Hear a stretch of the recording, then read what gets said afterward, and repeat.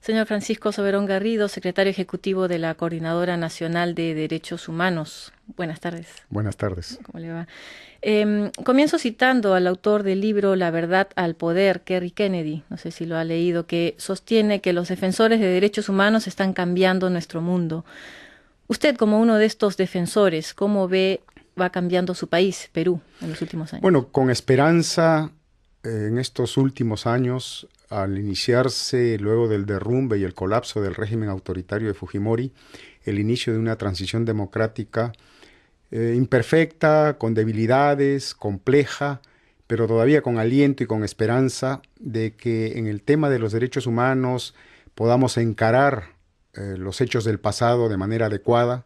Se acaba de culminar el trabajo de la Comisión de la Verdad y Reconciliación con su informe final. Ahora conocemos sus conclusiones, sus recomendaciones. Ahora es un reto para los organismos de derechos humanos lograr que se implementen estas conclusiones, estas recomendaciones, que la justicia complemente la verdad que nos ha brindado la Comisión, que la reparación sea otro componente importante de este proceso. Y por eso es que seguimos con aliento, con esperanza, con futuro, lo que está aconteciendo en el país. ¿Cuenta el gobierno actual de Toledo con las condiciones para hacer efectivas justamente estos cambios? Bueno, si bien es un régimen, un gobierno con debilidades, con cuestionamientos, sin embargo, creemos que luego de producido el informe, dio un discurso que valoramos en muchos aspectos, el hecho que reconociera como jefe de Estado la responsabilidad que tuvo los distintos gobiernos y que solicitara perdón a nombre del Estado a todas las víctimas. Sin embargo, también nos preocupó que siguiera sosteniendo la teoría de los excesos frente a las violaciones de derechos humanos, cuando la Comisión había sido rotunda en calificar de que de parte del Estado se habían producido graves y sistemáticas y generalizadas violaciones a los derechos humanos. Ahora hay acciones por desarrollar en el ámbito de la justicia. Esperemos que reciba el apoyo del Ejecutivo para que la justicia se eche a andar, no solamente frente a los procesos del periodo reciente de Fujimori, sino también de los regímenes anteriores de García y de Belaúnde, de los 80 a los 90. Acaba de constituirse una comisión de alto nivel para encarar las tareas de las reparaciones, de la paz, de la cumplimiento de este tipo de recomendaciones.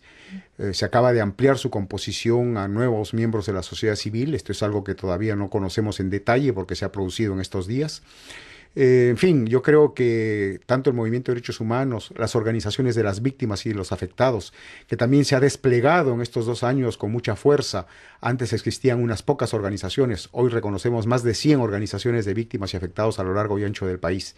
Todo ello nos lleva a considerar que estamos en el buen camino, que tenemos que seguir vigilantes, que tenemos que seguir siendo exigentes con la cooperación de la Comunidad Internacional de Derechos Humanos, la Comisión Interamericana, entre otras, de la OEA, la Comisión de Derechos Humanos de las Naciones Unidas. Recordemos que hace poco estuvo el secretario general de Naciones Unidas, Kofi Annan, y dio un respaldo al informe final de la Comisión, al trabajo de la Comisión de la Verdad y Reconciliación, y todo ello nos alienta.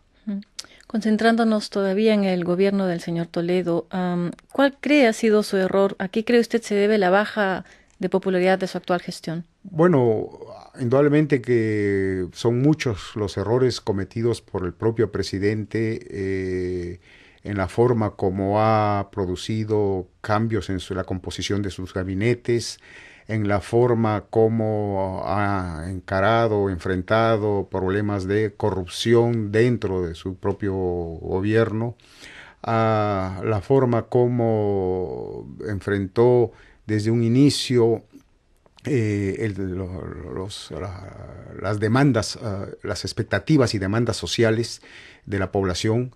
Generó mucha expectativa, generó demasiadas promesas quizás que no han sido atendidas suficientemente, y todo esto ha llevado a, más que por acción de la oposición, por errores del propio gobierno, a este descrédito, este debilitamiento de su credibilidad en la opinión pública. Mm.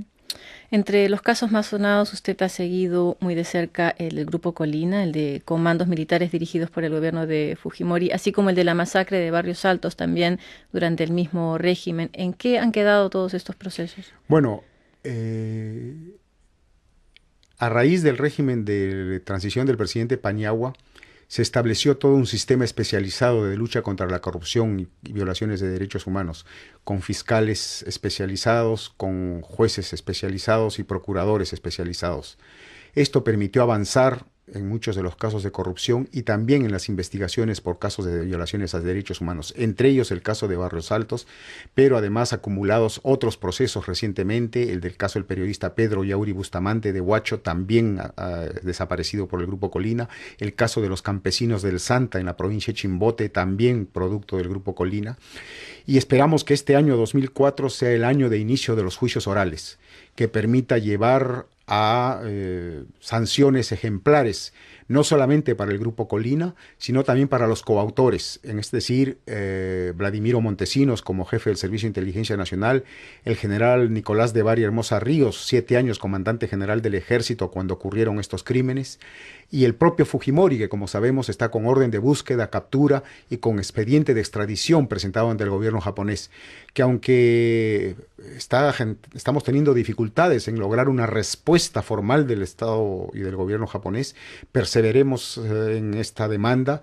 No solamente es una demanda del sistema judicial peruano, es una demanda también del movimiento de derechos humanos. Contamos con el respaldo de la comunidad internacional de derechos humanos que se ha pronunciado. Hay una red por juicio Fujimori en Japón mismo, que se ha constituido por varios grupos, abogados que nos están respaldando, y por eso es que confiamos en que la justicia alcanzará también a este responsable. No solamente necesariamente en el Perú, que es la prioridad, sino estaremos atentos a plantear, sino una demanda en el propio Japón por estos crímenes. A propósito de Fujimori, ¿no le parece preocupante que él, sin embargo, continúe estando presente en la vida política del Perú a través de programas de radio?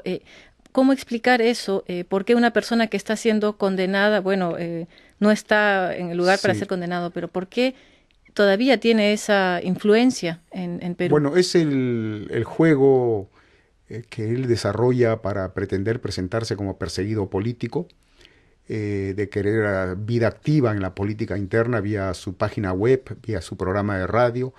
Por un lado, se escuda en la nacionalidad japonesa para evadir la acción de la justicia. Digamos, es japonés de día y peruano de noche.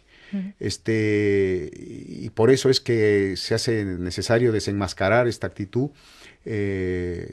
generar conciencia ciudadana sobre lo que significa este tipo de comportamientos del prófugo de la justicia que es Fujimori, y por ello es que nosotros también buscamos contrarrestar este tipo de campañas. Nosotros también hemos sacado una página web que se llama Fujimori Extraditable, en inglés, en japonés y en español. Nosotros movilizamos a la comunidad internacional de derechos humanos para presionar al gobierno japonés a que cumpla con las demandas del Estado peruano, de la justicia peruana. Hay que recordar que las víctimas son peruanas, que el territorio donde se cometió el crimen fue el Perú, que los perpetradores de los crímenes fueron peruanos y por tanto es la justicia peruana la que debe abocarse el juzgamiento de estos procesos. Ya que estamos hablando del contexto internacional y de un poco la globalización de la justicia, ¿piensa que el ciudadano común y corriente en Perú, en Latinoamérica, está realmente consciente de, por ejemplo, la importancia de pertenecer a un tribunal penal internacional? Yo creo que se ha empezado a difundir y a conocer, a generar conciencia de la importancia como avance en el desarrollo de la humanidad de un mecanismo permanente y estable de justicia como la Corte Penal Internacional. Además, hay que reconocer que esta Corte es complementaria de los sistemas judiciales nacionales. Siempre tendrán prevalencia las justicias internas de los países para juzgar a los perpetradores. Pero si esta justicia no pudiera o no supiera procesarlos, sabrán los perpetradores del futuro que existe una corte permanente, estable, para juzgar estos crímenes de lesa humanidad, genocidio, crímenes de guerra. Creo que ya no tendrá que dependerse del Consejo de Seguridad de Naciones Unidas para establecer tribunales ad hoc, como fueron en Ruanda, en ex Yugoslavia. Yo creo que por eso la importancia de contar con un instrumento de esta naturaleza. Además, la sola existencia de la Corte Penal Internacional también significará un reto para los sistemas judiciales nacionales para que asuman con mayor firmeza su competencia para juzgar estos graves crímenes y que no se consagre la impunidad a nivel nacional esperando que solo la justicia internacional alcance a los perpetradores. Conversamos con Francisco Soberón Garrido, el secretario ejecutivo de la Coordinadora Nacional de Derechos Humanos de Perú. Muchas gracias. Gracias a ustedes. Buenas tardes. ¿Cómo le va?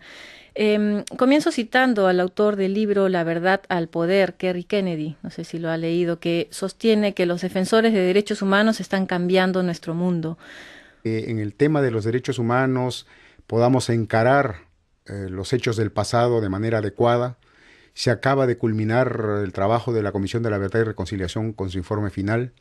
Usted, como uno de estos defensores, ¿cómo va cambiando su país, Perú, en los últimos años? Bueno, con esperanza en estos últimos años, al iniciarse luego del derrumbe y el colapso del régimen autoritario de Fujimori, el inicio de una transición democrática imperfecta, con debilidades, compleja, pero todavía con aliento y con esperanza de que